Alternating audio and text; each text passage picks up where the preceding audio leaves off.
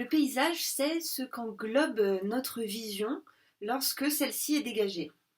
Mais en l'absence d'œil pour le voir ou pour le photographier, que devient le paysage? Les couleurs, je vous rappelle qu'elles sont une traduction par nos nerfs optiques d'ondes reçues et qui sont à leur tour traduites par nos cerveaux. Donc en l'absence de nerfs optiques, en l'absence de cerveau, on peut se demander ce que deviendraient les vertes étendues de Bois-sur-Lignon ou les blanches descentes de Chalmazel.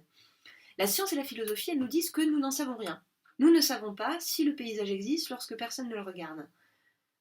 Donc à l'ANPU, par principe de précaution, nous posons le postulat que sans œil, pas de paysage, donc pas de photographie, et pas de photographie évidemment de paysage, donc pas de carte postale d'ailleurs, ce qui poserait de gros soucis à l'industrie de la carte postale qui est déjà bien fragilisée par le développement du web et des nouvelles formes de communication, ainsi que par la déforestation et les confinements saisonniers. D'apparence massif, solide,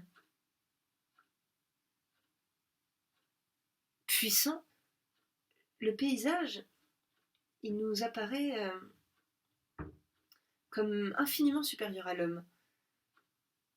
Mais pourtant, il est aussi délicat qu'une aile de papillon est aussi précieux que la prunelle de vos yeux, puisqu'amené à disparaître dès l'instant où vous les fermerez, les yeux, justement.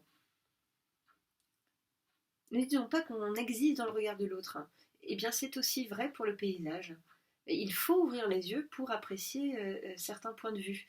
Et je reconnais volontiers qu'il est parfois compliqué de rester positif lorsqu'on a marché pendant des heures pour atteindre un sommet quelconque et qu'on se rend compte que de là, la vue n'est pas aussi impressionnante qu'on l'espérait. Et cette déception, elle peut nous amener à repousser chemin, à redescendre et à détourner le regard. Et en détournant le regard, à renvoyer le paysage au néant.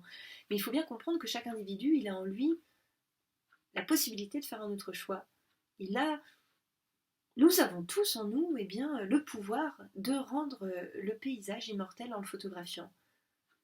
Le paysage n'existe que dans notre regard. Et ça peut paraître un peu omnipotent comme discours, mais c'est la science. La science nous dit à quel point nos agissements ils peuvent avoir un impact sur l'inconscient territorial par la simple prise en considération ou non du paysage. J'aimerais illustrer mon propos en vous partageant une photo que j'aime énormément, une photographie de paysage qui a été prise récemment, que je trouve absolument exceptionnelle. Je veux parler de la photographie du trou noir qui se trouve au cœur de la galaxie M87. Il a été photographié par 8 radiotélescopes répartis à travers le monde. Et c'est une photographie qui a demandé des années de travail.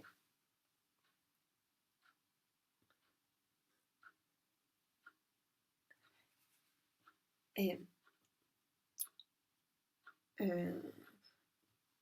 cette photographie, elle est extraordinaire, même si quand on la voit, effectivement, on peut ressentir une sorte de déception. Enfin, quand on attend quelque chose pendant très longtemps, de toute façon, on est toujours déçu. Et c'est vrai qu'elle est moins impressionnante que les simulations auxquelles on avait été habitué par les astrophysiciens.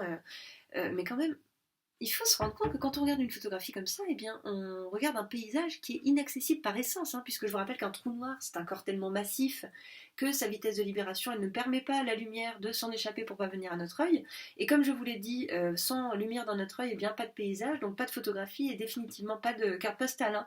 On est donc bel et bien, quand on regarde cette photographie, et c'est contre-intuitif, mais on est devant une photo de paysage qui est absolument exceptionnelle puisqu'elle élargit les limites du paysage. Et le paysage commençant et s'arrêtant là où commence et s'arrête notre vision, cette photographie, elle élargit nos horizons. Et je tiens vraiment à remercier les scientifiques du projet Event Horizon Telescope d'avoir réalisé ce cliché qui fera... lorsque nous serons remis de notre première déception, une extraordinaire carte postale.